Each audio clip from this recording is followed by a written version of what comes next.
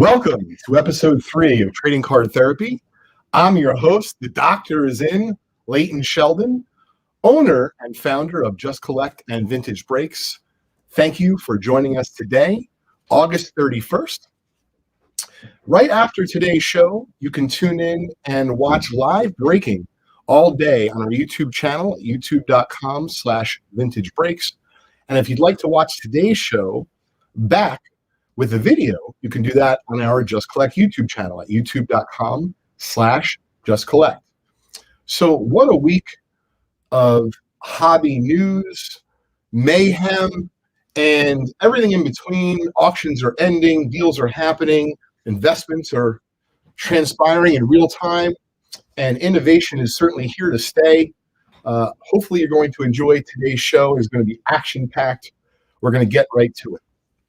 So, as I mentioned in the first few episodes of Trading Card Therapy, we are going to try to cover as much as we can within about a 30-minute time frame every Tuesday at 12:30 Eastern Time, right here. So, thanks for joining us. What's up, Tyler? What's going on, Tom? So, I've also asked if you'd like to hear me discuss a certain hobby or industry-related topic to please hit me up via email directly at Leighton@justcollect.com, Leighton @justcollect.com. So this week's first topic is going to come from someone who emailed me from New Jersey. His name is Mike, and I've known him for several years. He is definitely a hobbyist, not someone who does it full time.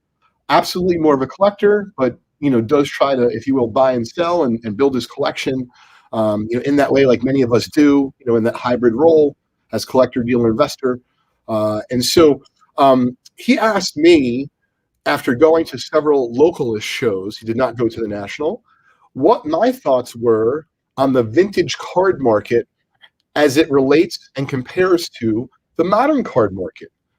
Being that in his, estimation and what he saw with his own two eyes was these small conventions he was going to locally in the tri-state area, where many of the modern card booths and tables were very, very busy with action.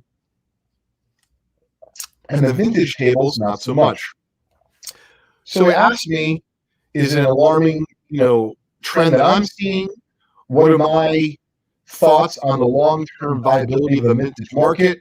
His concerns, and I've heard this before. Hey, he's in his early 40s. Some of my friends are in their early 40s. A lot of collectors that have been collecting vintage baseball have been doing so for decades and are in their 50s and 60s maybe, or even more. And so what does that mean for the future of the vintage card market? And the fact that all these record-breaking, or it seems like many of these record-breaking sales, LeBron for $2 million, Luka for $4 million. Yes, the Wagner did sell for $6 million, but that was, one of the cases, of course, of vintage.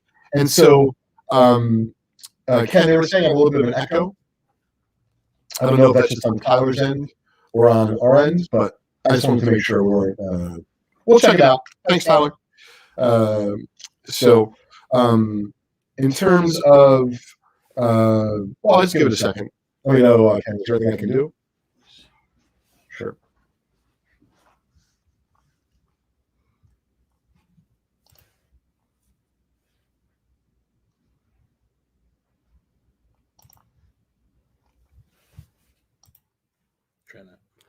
Good to go. Let us know if that sounds a little bit better. Excellent, Thomas. Thanks for joining us. Hey, Daniel. Thanks for joining us as well. It's great seeing you in Philly.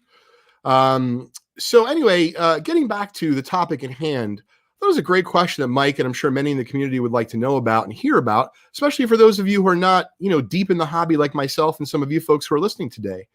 And so in terms of, this big push on modern versus, vintage and seeing activity, let's remember first that when you're at a convention, even if it's as big as the national, you're still seeing a snippet of what's going on in the, overall, marketplace. And so especially when you're at, let's say, localist shows, maybe a show doesn't have a lot of vintage dealers, or even if it does, if you still see or feel that the activity is trending towards modern, what's going to happen, in the future is a great question. And so I kind of take, the approach of, hey, when I got into cards at first, what did I collect? And the reason why I didn't collect vintage was really just lack of education. Not knowing that you could actually have a Babe Ruth card in your hands that you didn't have to give back at the end of the day at the museum, or they call the police on you.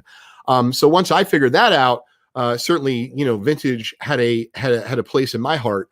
But I realized for a lot of youngsters, per Mike's point, what if they never learn about Ty Cobb? What if they never learn about Babe Ruth, or they never learn about Wilt Chamberlain or Kareem Abdul-Jabbar?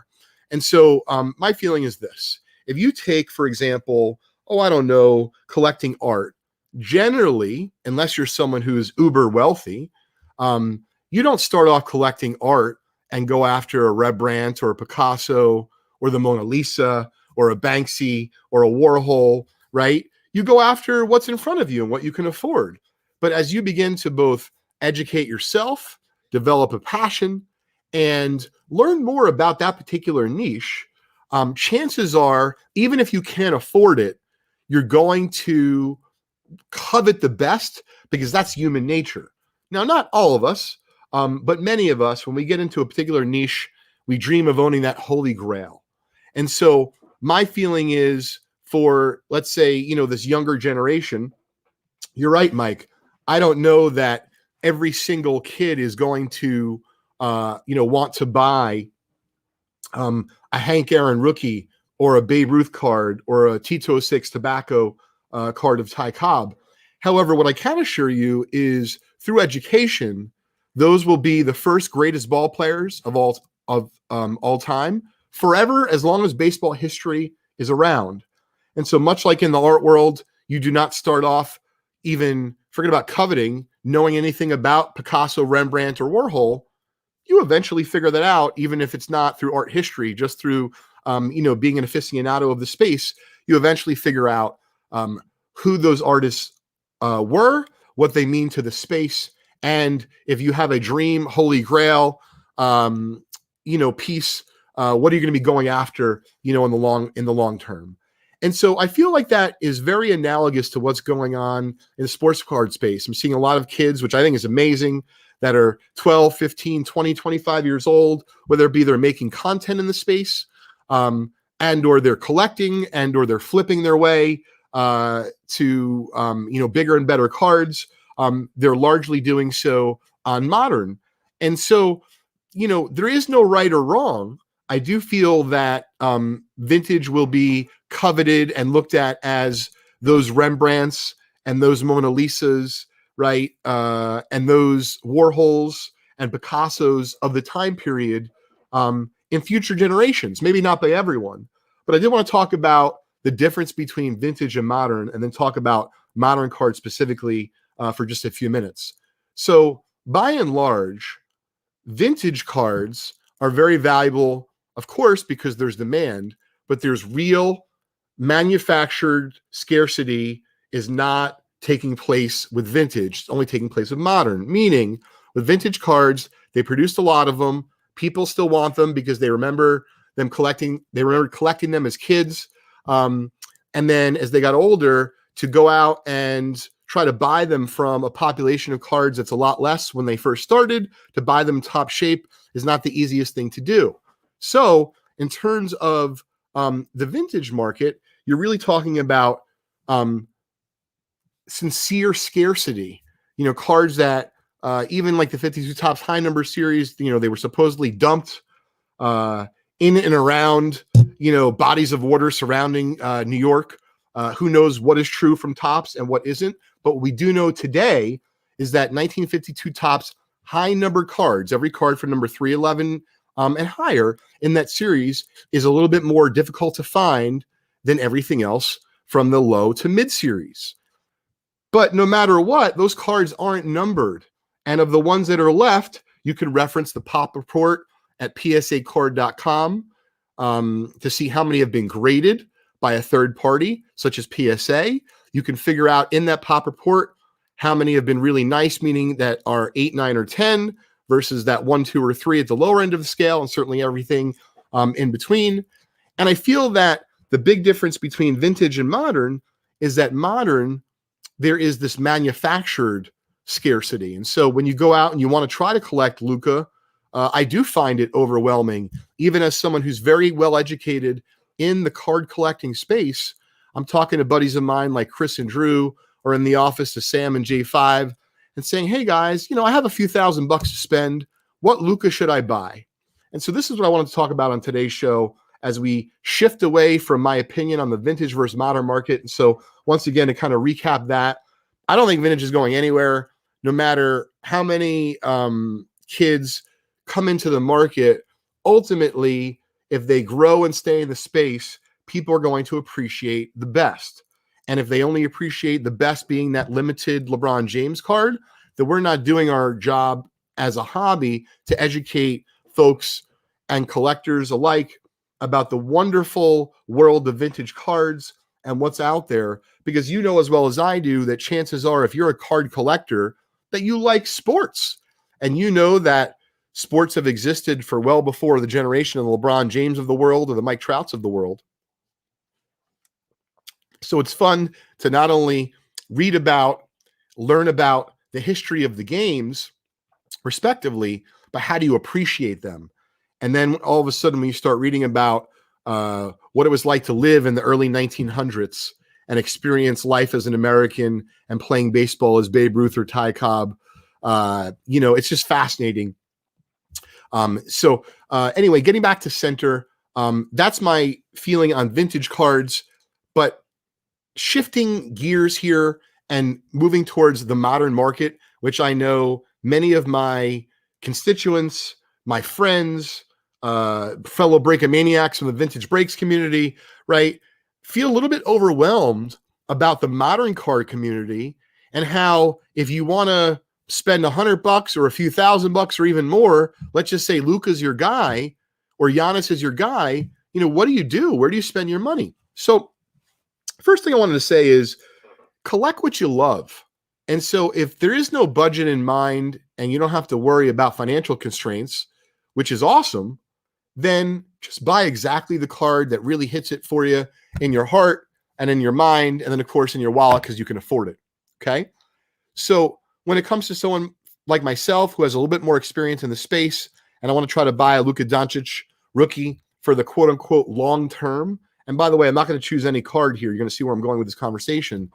I have heard it all. And Sam's in the office. He collects modern basketball with me. It'd be great to get Sam's take on it in just a minute.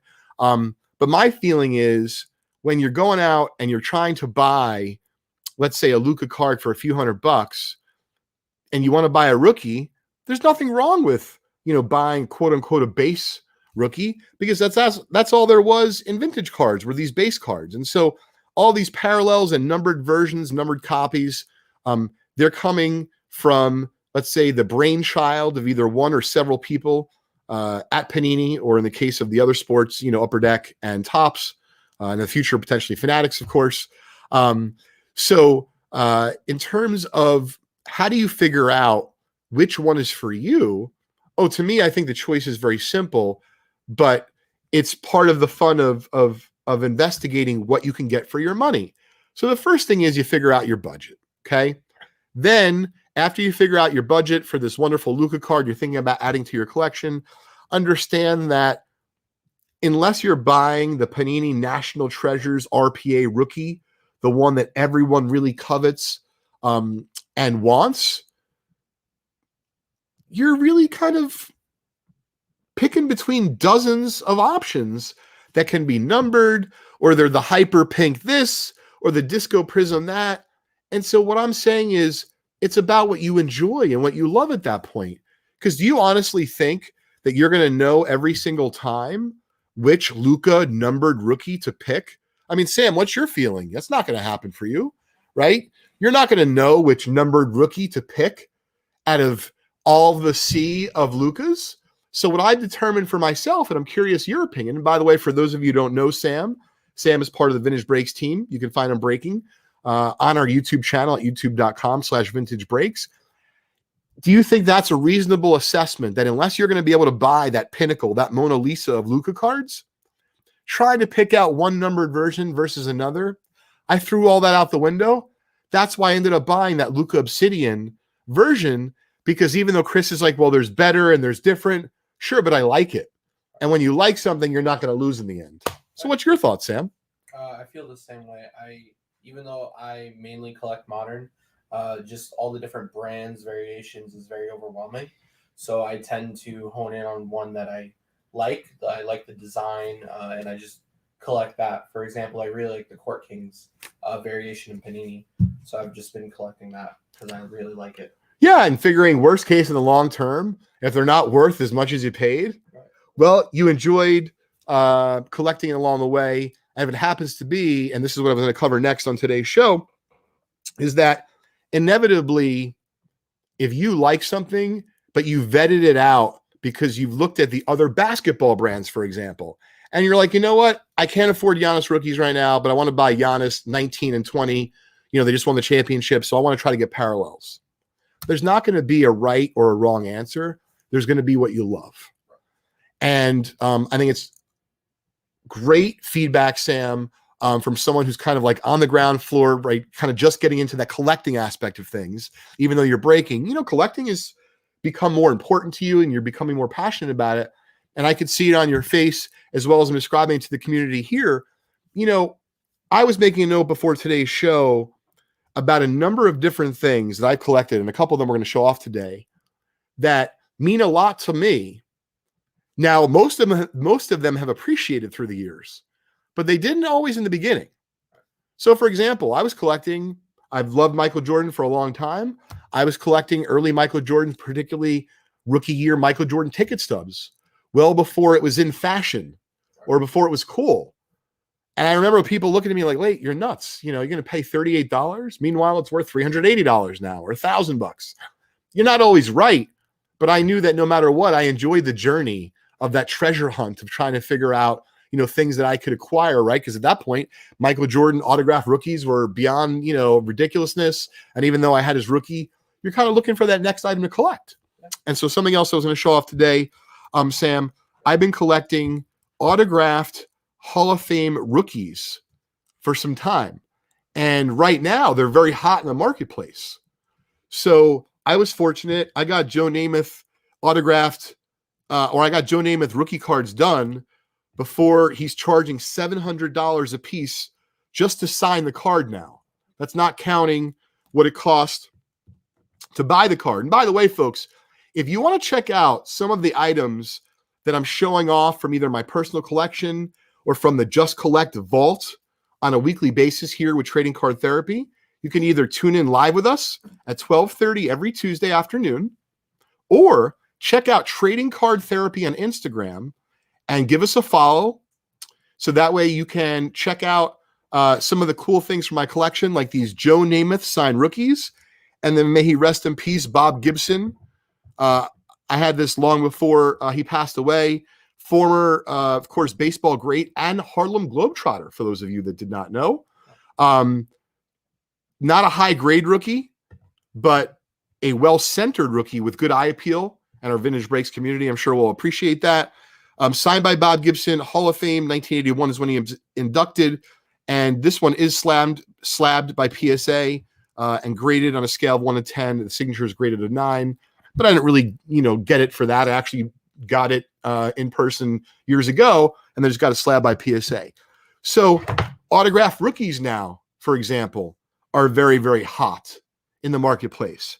But I didn't start collecting them at that point. I just did it because I thought it'd be really cool. And once again, a wonderful alternative for spending thousands of dollars on a high-grade Joe Nameth rookie, which, as much as I would love to enjoy, there was something cool about creating my own version of the Joe Nameth rookie that I wanted, meaning a signed rookie. And now, of course, some high-grade signed rookies are bringing big dollars in auctions. So last thing I wanted to talk about in terms of, items that I've been collecting for a while that have now become expensive is photography. Okay. Now, I don't have a photograph here that's particularly expensive, but I wanted to show it to you. The Trading Card Therapy community. I don't know how well it's going to sit here in the holder. It's fairly oversized. So I'll describe to everyone what it is. I recently purchased out of auction the first ever Yankee World Series was in 1921. Babe Ruth joined them after the 1919 World Series. Excuse me, after the 1919 season. And I thought, I've always collected tickets, not like my good buddy Darren Revell has. I've always thought there was a lot of opportunity to collect tickets at an affordable price and own a piece of sports history in a different way, feel connected, especially if you've been in that game. Now, I certainly did not go to the 1921 World Series, nor did very many of our listeners to today's show. However, after bidding in Robert Edwards' auction and successfully winning the ticket stub to the first ever Yankee World Series Game 1, 1921 World Series, I thought about what I was going to do with that ticket. Meaning, am I going to give it to Crosby? Am I going to put it in a drawer? Am I going to put it on a shelf? And I really thought about how do I, let's say, teach Crosby about something that I'm really, passionate about, which is baseball history, certainly the Yankees, but then also being a little bit creative in the space of memorabilia, which I love, and trying to buy things, if you will, as a good investment or on the cheap. So that ticket I paid thousands of dollars for. I will have that in shortly from REA, and I'll show that off here live on Trading Card Therapy or Leighton's Loft, where you can find me every Wednesday at 4:30 p.m. Eastern Time on the Vintage Breaks YouTube network. So believe it or not, I looked all over the internet for a photo from the first World Series, and I don't know why it did not strike me. I couldn't find it anywhere. I then looked at Old Reliable. I pulled up eBay.com. That's right, folks, eBay. And lo and behold, I'm going to try to show the caption here on camera. Unbelievable. October 5th, 1921, the Yankees beat the Giants in the first game of the World Series. This wasn't just any World Series, folks. This was the first World Series game for the New York Yankees franchise. The New York Yankees became the New York Yankees in 1913. They acquired Babe Ruth, as everyone knows, right after the 1919 season from Babe Ruth. It took them some time. They got the 1920 season under their belt, and they said, no more. We're going to the World Series in 1921. Folks, how cool is this? I was able to buy a photo from the very first World Series game that the Yankees ever played in. I'm going to pair it up with a ticket stub, which, by the way, if you go to the PSA Pop Report, there's literally like 11 in existence. So I can't imagine there's that many combinations of taking a ticket stub from the first ever World Series Yankee game, a photograph from Game 1 of the first World Series game that the Yankees ever participated in.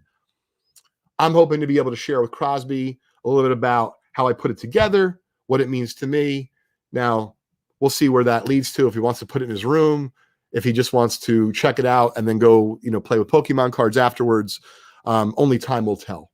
But nonetheless, as you can feel it listening to Trading Card Therapy to today's show, I'm very passionate about what I do.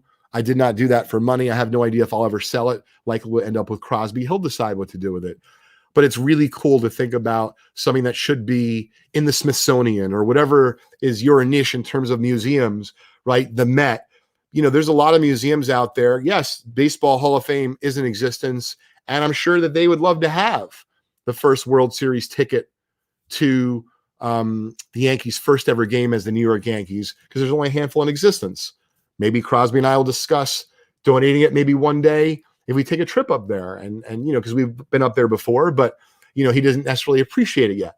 So I just wanted to point out to today, even in increased prices, a crazy world of vintage cards and modern cards now being super hot, anything is possible if you put your heart and your mind to it.